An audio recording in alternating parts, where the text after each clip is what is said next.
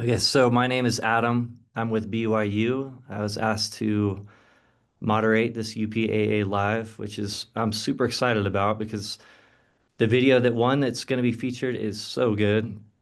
We've got Cody Hitchcock and members of his team here as well, and we get to dive in and learn about the process behind it. Before we do that, though, I was going to just hand it over to Aaron for a second to share some UPAA announcements. Just some quick house cleaning, just reiterating some of the UPAA communications that come through the emails and stuff like that. The call for members' voices, the big board of governors meeting is happening this Saturday in Michigan. Anything that you would like to bring before the board or any comments or things, if you could email that to the secretary at upaa.org, they'll be sure to include those in the meetings. Also, another big thing about feedback is the competition survey that's been sent out. This one takes a moment to fill out, but if you feel like you have opinions about the competition and you want to see some changes in it, this is the place to make that known. And trust me, if you put in effort and work to fill that out, the board will discuss and iterate and talk about things and find solutions. So that's all I have for us from the UPA communications. Other than that, I'm gonna throw it back to Adam. Yeah, let's get into it. So I have the pleasure of introducing Cody. Cody Hitchcock is a multimedia project coordinator who specializes in video production for Texas A&M AgriLife. His work has spanned time at Texas A&M, AgriLife Extension, AgriLife Research, and 15 departments within the College of Agriculture and Life Sciences, so there's a lot going on there. He's part of a small but dedicated creative team that is consists of two full-time videographers, one photographer, several student interns, and they produce video and photo content across the state of Texas. They tell the stories of agricultural innovation, education, and impact. Before that, Cody graduated from the University of Oregon, class of 21, and is a native of Austin, Texas. He first discovered his passion for storytelling through sports videography and working with collegiate athletic programs at both Oregon and the University of Montana. Um, he did that before ending up at Texas A&M. So with that, we're so excited to hear from you, Cody, and tell us about this amazing award-winning video, the ANRP 35th anniversary. It's a long title, Agricultural and Native There is. Natural Resources Policy Internship Program video. The video is amazing, but take it away, Cody. Tell us about it. Yes, thank you. Well, first off, I'm excited to be here. I'm Cody. He gave me my little spiel right there, but yeah, like you said, we're a small team, but we're really focused on telling great stories, and I feel like this one turned out great for, the planning, and I mean, honestly, it was a home run of a story to begin with, but yeah, thank you for having me. I've never done this before, so I'm excited to, show you guys some of my work, and I hope it resonates with you, and I hope you learn something as well. So, um, yeah, like you said, it was the 35th anniversary of the long name you just listed, which is a pretty big program that our students go through, and they can impact policy both on the Hill in DC and in Austin. So this was a video to commemorate that. And yeah, do you want me to share my screen and get into it? That'd be great. All right, let's do it. Also, note for the people here in the communications, if you have any questions, feel free to pipe in and ask, or if you are in a quieter situation, you could go ahead and type them in the chat. Adam will take a look at those and he'll find a good time to interject and ask those questions. Cool. Y'all see me well? Let's see. Was that a yes? Sorry. All right. So getting into it. Yeah. By the way, I just want to say photos for most of these slides were sponsored to me by Michael Miller, one of my coworkers. He is our main photographer right now, and he's crushing it. So just want to shout out to him. Um, Moving on. So yeah, a little bit of timeline before we get into it. From start to finish, it was around 3 months when it comes to planning the story. The ANRP program manager, James Palacios, came to us with like I said before, this home run of an idea, um, celebrating 35 years. And for that, they really wanted to create a video to market and raise funds from donors and people in support. Yet the kicker was it was focused on a student and his family, and they in particular have a very unique story when it comes to their introduction to Texas A&M, all being sent around DC and the father meeting these two Aggies, which basically created a generation of Aggies that also go through the program. So yeah, we really wanted to tie a bow on that. And yeah, fun fact, it edited it all in like 2 days just because you know how deadlines work. But yeah, this is a little graph that'll show you a very baseline view of like what the time was spent over those 3 months, both in pre-production, production, and post. So yeah, building the story of this video. Like I explained, the general idea of it, we really had to reverse engineer the history and the story of the family. And it starts with the pre-interview, which is extremely important, as I'm sure a lot of y'all know. Understanding the family dynamic, the pre-interview, starting with his father, the origin, um, meeting the Aggies on the Hill, sparking all this. It's because of his time and meeting these people that really led to this video. As you can see when we watch it, I kind of popcorn between interviews and voiceovers of the dad, his sister, and of course Grayson to build this engaging timeline and kind of segue into each section of the video. The old Aggies are obviously huge donors and alumni, so weaving that into it really hits another goal of raising money, and that's what you can see over here is like knowing the main players. Like that's a huge thing. And the purpose of the video. Um, so there are many hints like this while filming.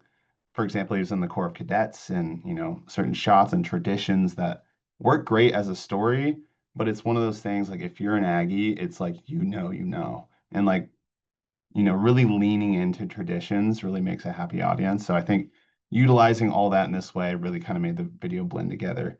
But as you know, we all work for universities and we want to tell great stories, but we also have boxes that we have to check. So Hey, making a way Cody, that all, sorry to yes, interrupt. I just want to make sure I'm seeing just the first slide still. Have you been advancing?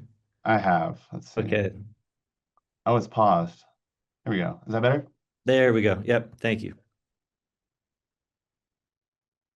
Can you see this guy? Perfect. Cool. All right.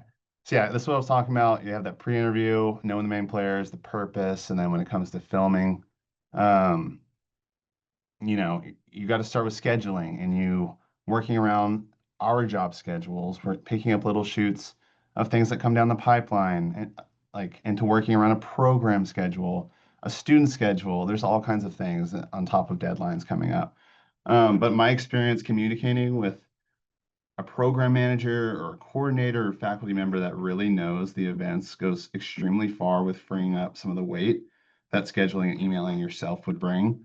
So ours did a great job with planning our trip to DC. We went to Austin, basically the capital of the state and of course the country. So planning the itinerary to a T, which extremely lightened the load for me.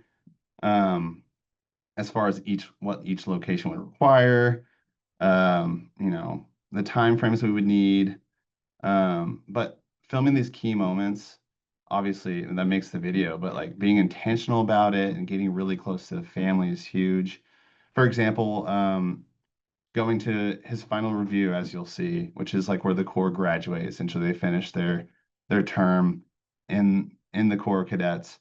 Going into the graduation, the super personal big event for him that really kind of wraps it all in a bow. Um, but the thing about when you're going to these main events is being intentional, get to know the family. At the end of my time with them, like they essentially I felt like I was like one of their sons or a sibling. They were inviting me to stuff outside of work and, calling me and catching up with me. But all that starts by just like the pre-interview process and getting to know them, and spending time with that character so you can really portray them well and they're comfortable with you on and off camera. Yeah, but also, for example, that graduation I was talking about, another great thing to do is to double dip. I'm sure you all know, but we got that shot of him crossing the stage, but staying there for the rest of the event and really building an archive of assets that, expand outside of this video's project for value for your team is something I recommend and something that, we try to do through all this. But yeah, and then going towards post-production, the art of tonal shifts and sound effects and assets, it's about DC. So I wanted that like loud, busy, exciting vibe that it has to kind of translate to the viewer. So that's what you'll see some of that too. And if y'all are curious, this is what my timeline looked like. I know some people like to see that just to kind of get like a, pen to paper almost. But you can see up at top how I manage it. I have a timeline for interview where I lay it all out, pull it, mark it. My main piece. I don't know why it says main piece trout. I think that might have been a typo when I just never changed. But I have my melt, and you have a shorter piece, and whatever the client may want laid out. But you can see it's not that crazy. At least I don't think so. I know people do huge projects and all these layers and little assets. I try to keep it simple, and just focus on layering shots, layering good audio, adding little sound effects to help accentuate everything we want to show. So yeah, that's a little bit of the BTS I shot on FX6s with Zeiss Nano Prime cine lenses. Basically, besides a shoot or two, I pretty much shot the whole thing by myself because luckily our leadership is great with trust and giving us time and letting us block off periods just to go do something. So I'm very lucky and very fortunate to have that. And shout out to my creative team, my manager Donnie, which I don't think anyone has met, because he did not attend last symposium, but great leader there, letting me just kind of go out and do my thing. So that's a little bit of the background. Let's see what else I have. Yeah, there's Q&A. So let me go ahead and I'm going to show you the video, and everyone please let me know if there's an issue. But here we are. And let's get into it. ANRP stands for the Agriculture and Natural Resource Policy Internship Program. My name is Grayson, and I participated in the program my senior year. I've always heard stories from my dad about the Aggie family, but I never truly understood it until I lived it, and boy did I live it. It's all about. We're all from southern New Mexico, but my dad made sure of it that his kids became Aggies. My older brother Cameron was class of 23, he did ANRP, and I'm not sure where he got the idea. So my kids learned about all of this from me. My first contact with Texas A&M and ANRP was with a couple of buddies in Washington, D.C. in 1996. I brought Cameron and Grayson to a football game here because I believed that if they wanted to major in agricultural policy, this was a place to be. I almost forgot. Did I mention my daughter? I've got to be honest, I do not think ANRP can handle another Castillo, especially me. We're kind of a case study where one handshake can lead to 3 Aggie kids and a lot of maroon laundry. Those students had no idea how much impact they had on our family. This year marks 35 years of ANRP, and about 30 years ago, my dad was on the Hill when he met some Aggies working for ANRP. I met 2 Aggies while working in Washington, D.C. in the United States House of Representatives. The 2 Aggies I met were Lowell Randall and Josh Grauman. We established a very, very strong friendship. Both honored Texas A&M traditions, ANRP. I'm really proud and honored to have had them as my friends. As you know, there's Aggies all over the world making great decisions and doing good things, and I think ANRP definitely contributes to that capability. The kindness that those ANRP Aggies showed my father 30 years ago, it created an entire generation of Aggies. My DC internship with the National Council of Farmer Cooperatives gave me hands-on experience with policy and built on my skills that I learned from A&M. In today's political landscape, it's important that leaders from our generation carried the spirit of selfless service, a cornerstone of what makes Texas A&M so great. That's why I'm doing it. That's why a lot of Aggies are doing it. My big takeaway from my experience in the Corps of Cadets was about discipline. It was about learned leadership. It was about being a follower first, taking what you experience and trying to be better for when you become a leader. Come on, guys! It's about believing in yourself. It's crucially important to support ANRP because it enables a broader impact for more students like myself to reshape their future. You can see the difference, especially in agriculture. But it has given me the opportunity to pursue a career that I feel is impactful. It's a career of serving other people for the greater good.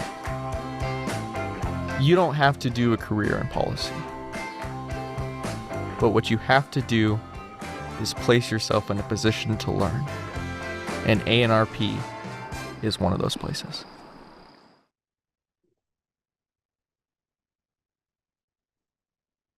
Yeah, so that was the video. I'm gonna stop sharing really fast, just so I can see. I kind of lost y'all when I shared my screen. So, yeah. So obviously, that was it. It was about 3.5 minutes, I believe.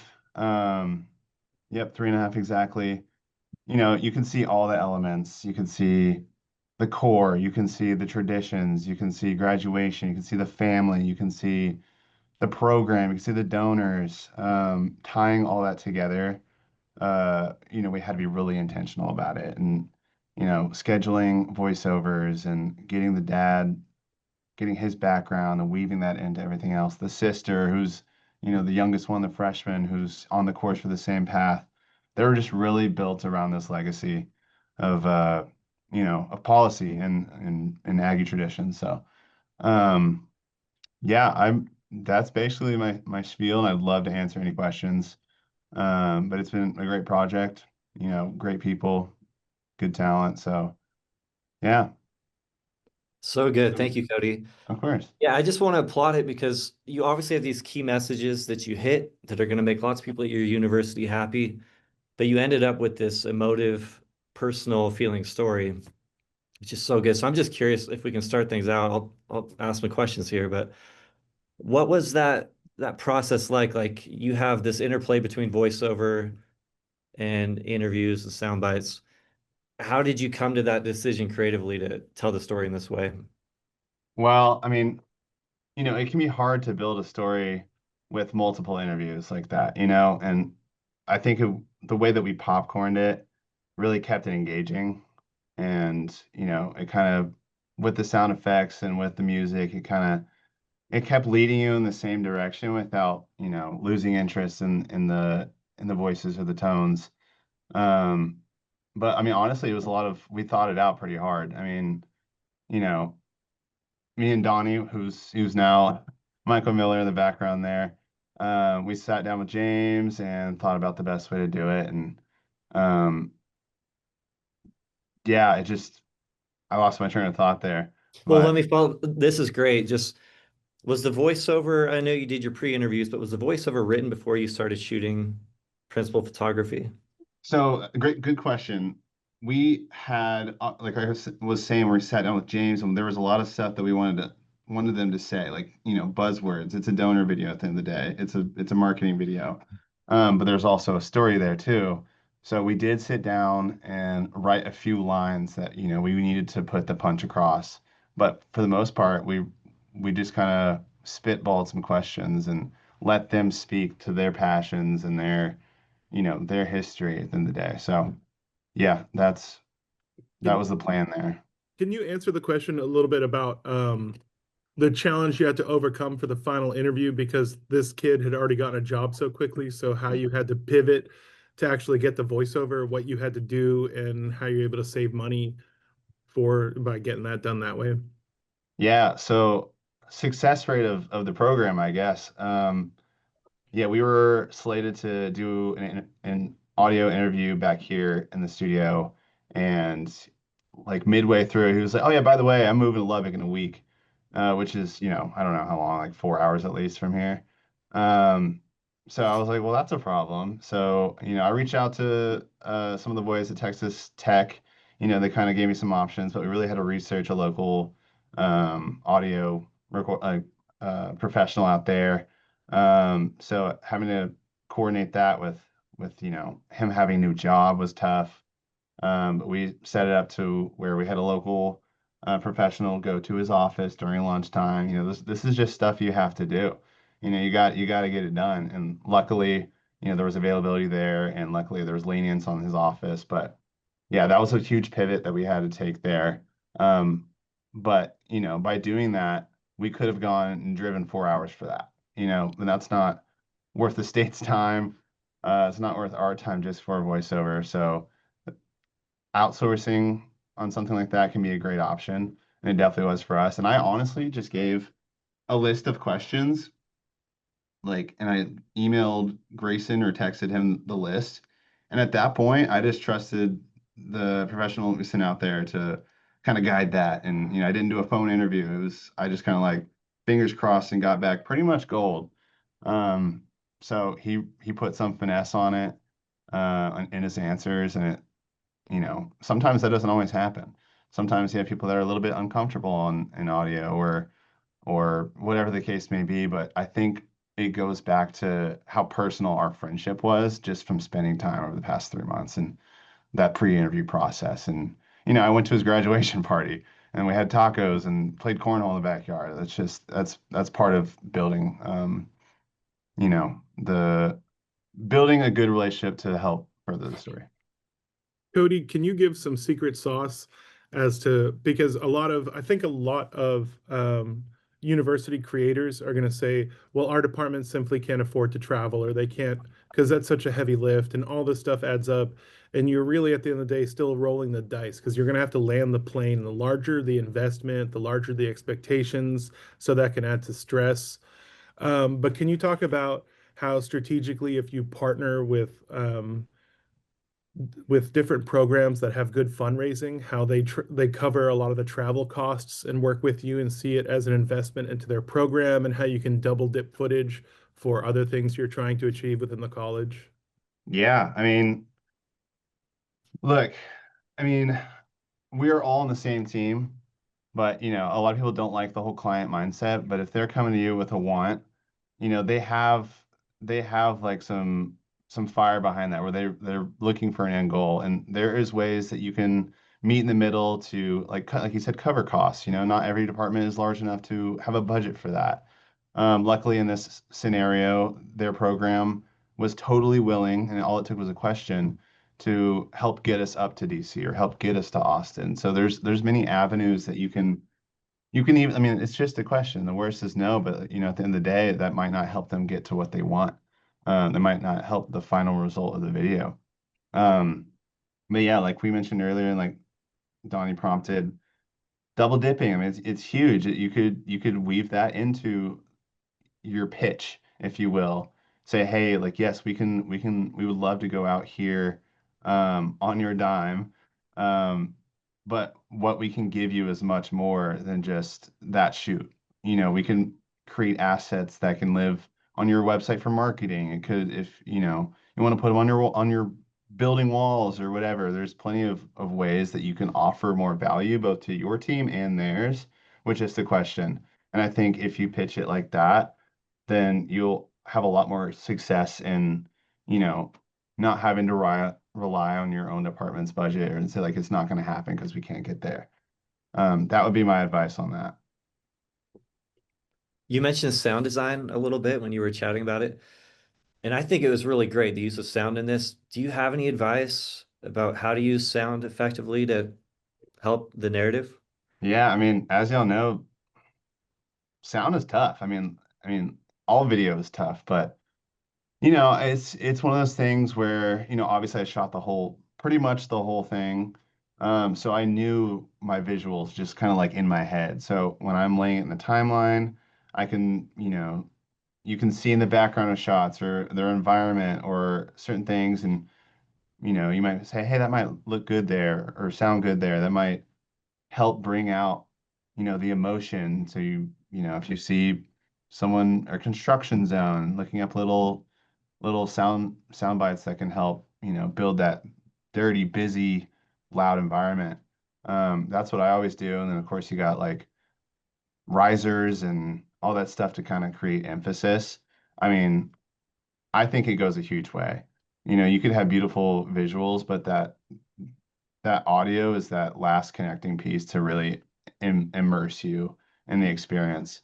Obviously music, so what, like that's like half the post-production time is sitting there going through all the copyright for your music and being like, nope, nope. And someone's like, dude, can you turn your headphones on on or something? Um, but yeah, I mean, you got to be intentional though. You can't just throw a bunch of sound effects in just to have them. Honestly, simpler is better, but it depends. If you want a more fast pace, like, sports edit, start laying them out.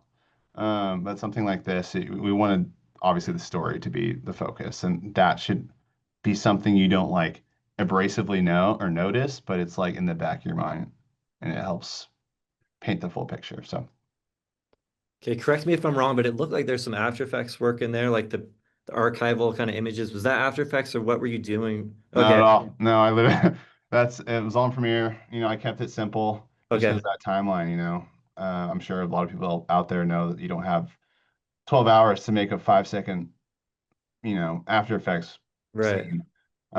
Yeah, that's another thing. When we're talking about history and legacy, our our university has a ton of archival footage just through the library or whatever. And then, you got Adobe stock, you got, you know, uh, whatever copyright free website you might subscribe to. There's plenty of footage that can help build those visuals.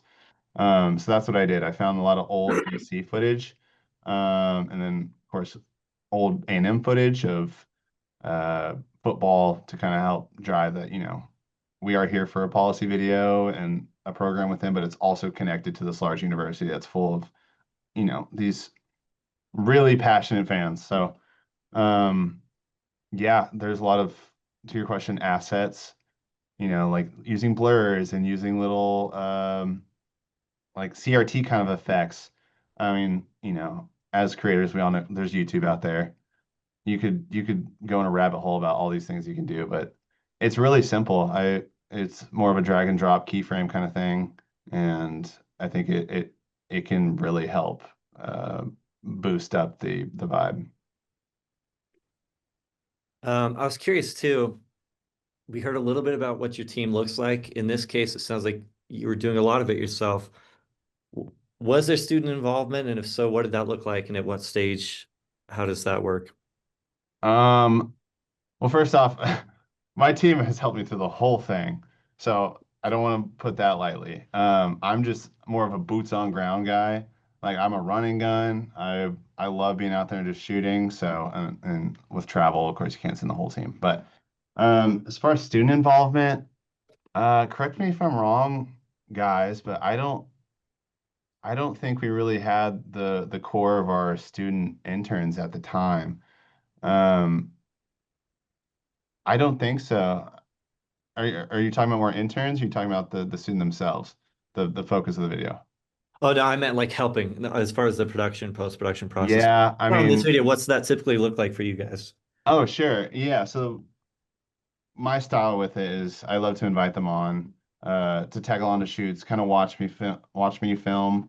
It can help set up, of course, teaching them the ins and outs of lighting, stands, and getting them some experience of on a set or whatever the case may be, explaining why you're shooting into the light, why not, all that kind of stuff. But once my style is once I feel like I've gotten the bulk of what I need for my like once you know that you're like okay cool, like you usually might head out and be like got what I need.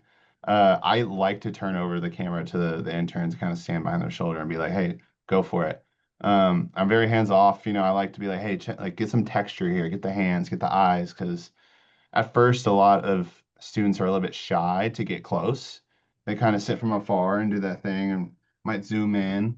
But like if you really want the gold, you want to get up close and personal and, get all the stuff that feels like you're going to be up in their space. And sometimes they're not okay with that. Both the students and the whoever you're shooting. But in my experience, that gives the best results for, get your wides, get all that, but get some texture too. And I want them to know that. And we like to guide them to step in when we feel like we've kind of knocked it out. So You talked about building these relationships as well. Does that help when you're talking about getting in up close and personal at all? absolutely. I mean, think about this. If you're filming or photographing a department head, sometimes they're not the most like casual people. They might be, but if they know you personally and they know your intention as far as you're filming, they know you're not going to make them look bad. Regardless, we're all professionals. We know what we're doing. We're not going to do that in the first place. But if they know that, it goes so much farther as far as like ease of access or like trust to do those kind of things. So yeah, just spending a few times, whether it's like a 30-minute shoot with in a lab that you just met, introducing yourself and making them feel comfortable and explaining what it's for and how that you got their back, that is crucial and it translates on screen too. Nice. It seems like there were a lot of pretty bold, creative decisions here, which I really appreciate. Can you talk about how that kind of environment or trust is enabled? Sure. Yeah. No, I'm not I don't have a huge career in video. I didn't go to school for it. So where I am now is kind of like I'm not very by the book. And there's certain things we have to be for marketing, of course, but like being in a space where our leaders are open to taking those risks or open to a new style or, you know, sometimes talking heads isn't the best option. And I think that we are totally supported in that and having creative decision or influence while editing and not having to go through step by step asking, hey, can I do this? Or hey, review this first intro. Um, that's amazing. I hope that everyone can find a environment where they can kind of take those creative shots and do something cool, whether it's, a trend that's currently out, or maybe you just want to like try something new. I Mr. love that Adam, we're in a space for that. would I be able to brag on Cody? Please. Okay. All right. So there's this legendary thing from all the video worlds that I've participated in over time called having a video that's a home run. And a home run means the client watches it and it's that no changes, no edits, it's done, run it. And I think this was Cody's first home run edit where we turned it into client, and everyone subsequently that saw it from them, and of course, even vice chancellors and deans, because the stakeholder value of a video like this, the only request they had was to have more videos like this, So it's like, let no good deed go unpunished, but it's fun to see it kind of go through and hitting for Cody to hit a home run like that. It's every once in a while, it's a very validating feeling, and not having someone nitpick and be like, I don't like his tie, Instead, it's like he got them packaged up so well to where they don't notice the small details they would normally kind of complain about. So I think that's a really cool thing. The beauty of that is it seems like it just engenders more trust. You can keep doing more of what you really want to do. That's awesome. Yeah, for a bunch of people that never know what they want. Yeah. Thanks, Tony. Great. I've got just a couple last questions here, and then if anyone else has anything, jump in, but we'll wrap up the next few minutes here. One specific question for you, Cody. As far as taking these kind of bold decisions, there's an interview where you're short sighting. You have the interviewee talking to the short side of the frame, which isn't traditional at all. Was that an intentional choice? Can you walk us through that? Yeah, I don't know. I just sometimes I feel like you don't think about it so hard. Mhm. Like, well, first off, I thought it was visually pleasing. And two, like it feels more like candid and more like personal to mix it up sometimes. And in that shot, I liked it. I like how a smile looked in that framing. So yeah, sometimes just go for it. I mean, there are rules per se, but we're creatives. There it's not it's not a textbook. So yes, it was intentional. There wasn't an exact reason where I was like, okay, I got to be right here. I just like the look, and I think it played well. So Love it. The last question I have was just, what would you do differently if you're going to shoot this again or edit it again? Anything that you've thought about in hindsight? um yeah, I mean, there's always stuff you could change, or always like, oh, I wish I shot more of that. I was missing maybe this piece that I thought I would have. Um, Another thing is color grading. I mean, obviously, like I said, I had pretty much like 2 days because we had a promise date of like when we deliver, and that voiceover didn't come in into like the last like literally 4 days. And I'm the type of person that, like, I can only truly get deep into an edit once I have everything, just so I can visualize. But yeah, we have a new team member, Jason over here. So we have 3 full-time videographers now. But he's a DaVinci guy, and I've always been Premiere. So I've been diving into DaVinci for most recent edits and color, and I can tell a great difference. At first, it was just like, like, yes, it's more in depth, but I feel like I could get what I wanted out of Premiere. But I would, this project was fully edited in Premiere. So I think if anything, I would spend a little more time in DaVinci and try to like really cook something up that was like, I don't know, like a little bit more powerful, or like more full, more rich, more stylized. That's the only thing. Speaking of But color, you're saying you'd color grade it in DaVinci? Cool. that's what I would change. And that's just personal preference. So, This yeah. has been awesome. Anyone else have a question before we wrap it up? I have a question slash comment. Cody, I do have a little history of this program, as you know, and I do want to give you kudos. This is one hell of a story to tell, man. You're doing an awesome job. The question I have for you is, and y'all kind of touched it a few times, but I know AgriLife has got a lot of leadway creatively from the leadership. So you talked about how you got money to split that, but how do you actually get those dollars and translate that into actual work? Because I know that's a big problem that a lot of smaller places struggle with. There's, oh yeah, we've got it, but then they actually never get it. So how do you actually get that buy-in to go do that kind of stuff? Oof. Man, I feel like that's like my manager's question. But yeah, give me like the 5-word question, just so I can have a context here. How do you keep doing these things Okay. that you love to go do Um, financially? I think it's just once they see it, once the client comes back so happy, and market strategy pushes it out and there's good response, I mean, that shows that like this is worth something. And I think as long as you're a passionate creative and you're like, you show that this is something you really want to do and good at and it's working, I mean, hopefully they'll be like, you know what, we're with you, we got your back.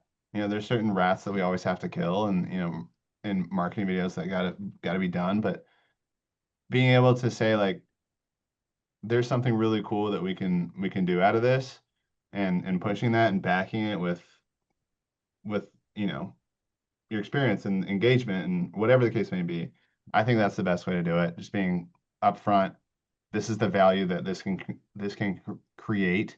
Because a lot of programs are focused internal too. Speaking to their own students or faculty or fan base. But if you tell these stories in a way that's deeper, think of big brands like Yeti, for example. They don't really push the product. They push the story, and people know who Yeti is, and people know, like, for example, Texas A&M and AgriLife. So being able to create these really full, great stories rather than you know small internal marketing. If you can, that's the best way to prove that that it costs to send someone out here, but the value that can bring, I think, is way worth it. And we've been very passionate about that. We've been very upfront about that. Yeah. I hope that answers your question. This has been Kate, awesome. Yeah, sorry, go ahead.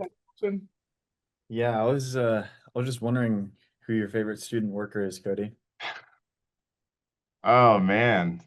Well, you're more like a brother now, but probably Hannah. That's good. I'm kidding. Dang. This is Cade. He's our video student worker. He's crushing it. He's literally probably here in the office more than I am at this point. He works what, like 20 hours a week? Is that what he's at? But he's Yeah, here but then he lives here. He just Yeah. he just lives here.